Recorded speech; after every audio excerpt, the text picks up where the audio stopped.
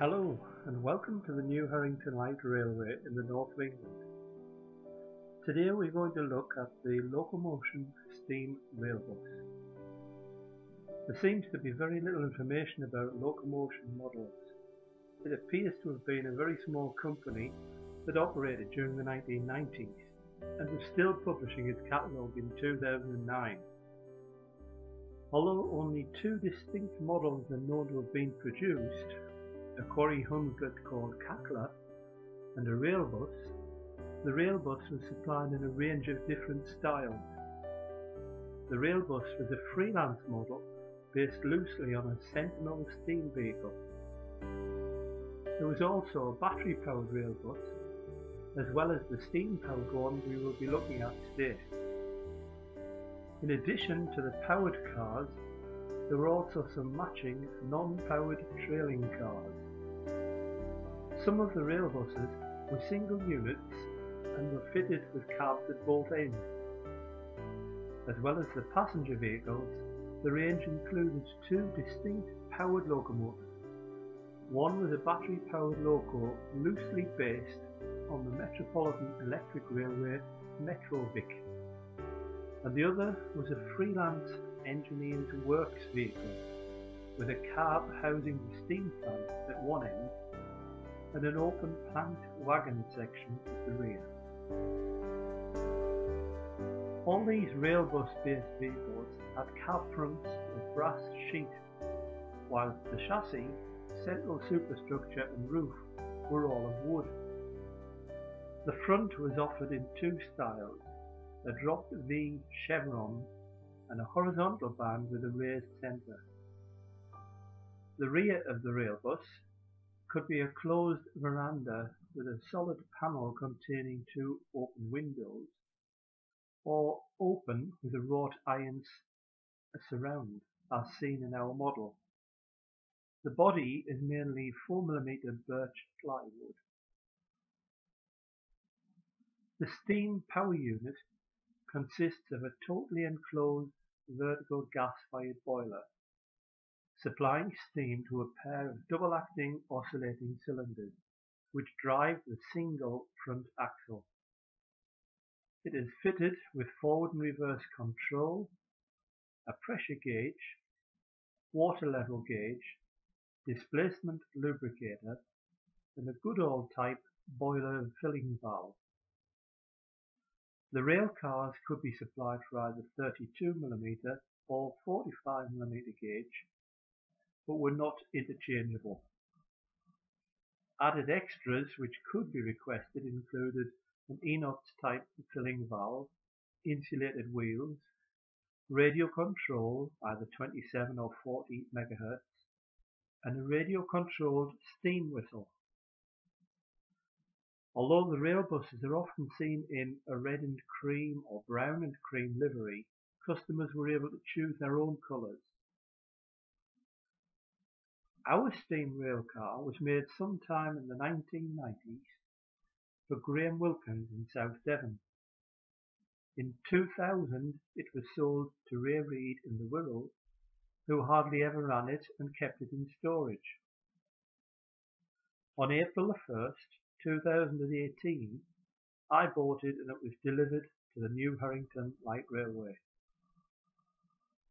The Great Western livery was completed by Graham Wilkins and it was given the name Margaret. Apart from this, when it arrived in the northeast, the railbus and its trailing car were still very much as they were built. It still had the original 27 MHz radio controlled receiver and transmitter. These photos show the railbus as it was when it arrived.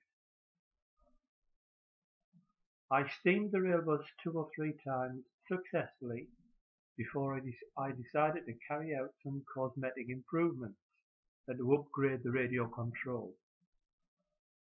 Generally, the paintwork and lining are in extremely good condition. There were two areas I felt needed attention. The edges of the roof, particularly at the ends, were slightly chipped. The trailing car had curved rain gutter strips but the power car didn't.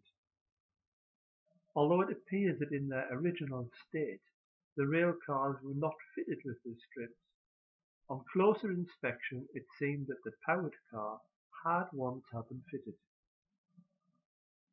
As I thought the plain roofs were rather bland, I decided to fit new strips to the powered car. Both roofs were then sprayed in satin black and given a top coat of clear satin lacquer. The second improvement was to upgrade the radio control. I had noticed on the first few runs that the existing 27 MHz system was prone to glitching, making smooth running a bit of a challenge. The receiver and battery are both under the passenger seats in the steam car, so it was an easy job to replace them while the roof was off. A new iconic 2.4 GHz receiver was connected up. The servo that operates the regulator arm is fixed to the back of the cab underneath the gas tank. This servo seemed to be working fine, so I didn't change it. As everything had been working well earlier, I didn't anticipate the problems that appeared after the improvements were completed. I put the problems I encountered down to two things: pressure and movement. The first time I steamed it was probably the first time that it had been under pressure in possibly 15 years. And also the work I had done could well have disturbed fittings that had gradually deteriorated.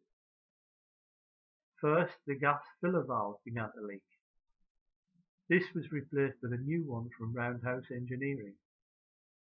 The gas control valve was loose. The seal of PTFE tape had to be replaced.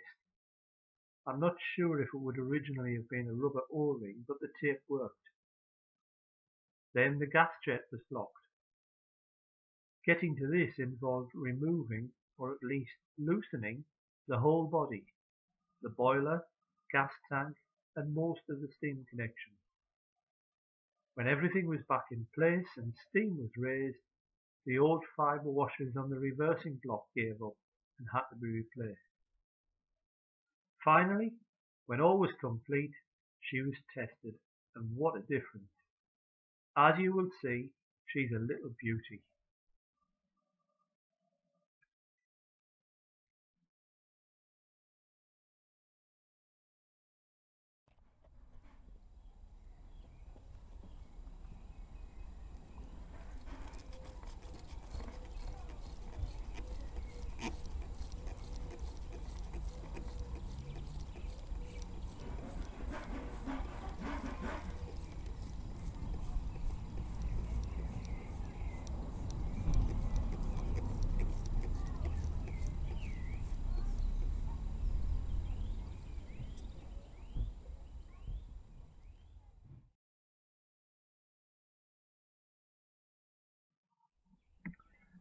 Well, I've just filled her up through the inox valve just in front of the chimney, and I'm now removing the top of the lubricator.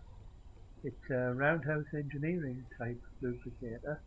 It's a bit fiddly to get at, especially with the roof on. It has a drain plug underneath the cab for draining the condensate. Once the top is off, carefully removed, and put enough oil in. This is engine oil, by the way. A little in there. Make sure the drain plug is tight. Up to the top.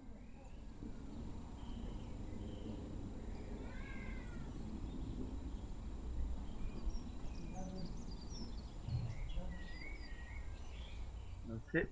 Now replace the threaded cap. This is even more fiddly. I did actually drop it into the bottom of the cab, but I edited that part out.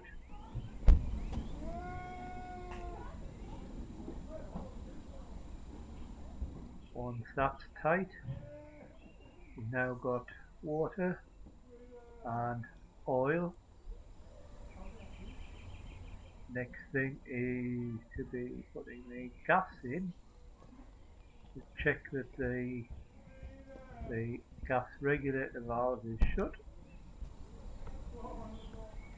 The gas tank is quite a large tank. It certainly contains more gas than the boiler capacity, so you need to be checking the water level whenever you're running.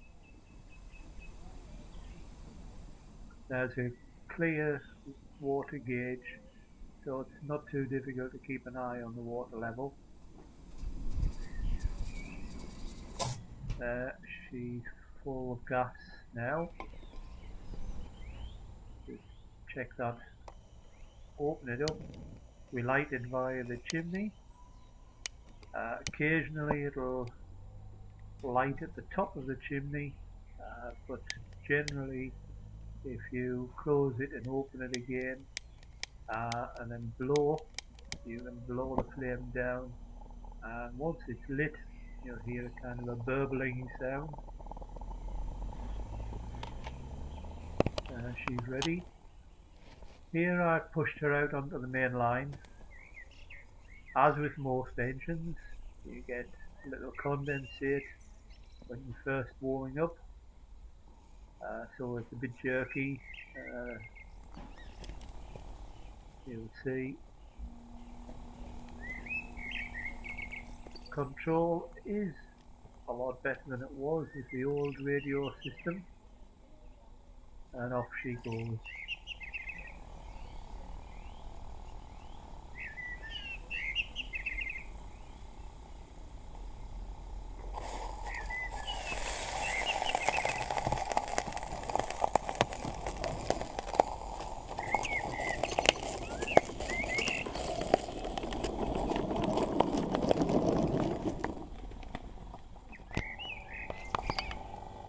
Short pause just to catch her breath a little, and then she's off again.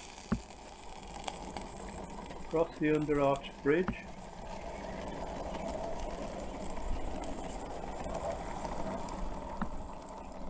Getting a bit warmed up now.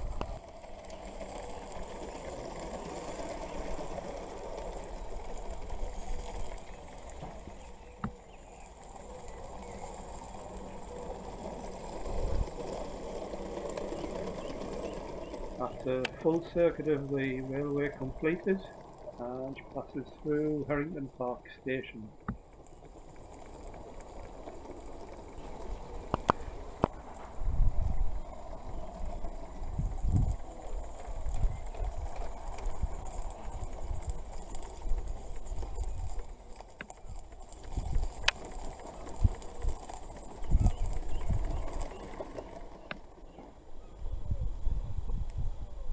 Here we'll stop just to have another close look at the front end of the railbus.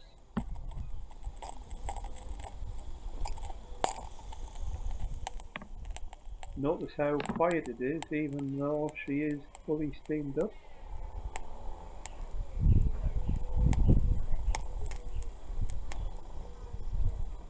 I'm just getting the hang of the regulator now, and tendency is to put too much steam in first of all. If you watch the regulator too far and she shoots off a little bit too quickly, and then just ease off to control the speed on the curve.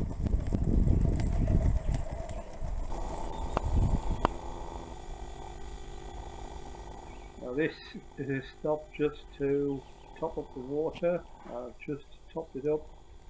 She's waiting to build up steam again, and then she's off, and another circuit completed.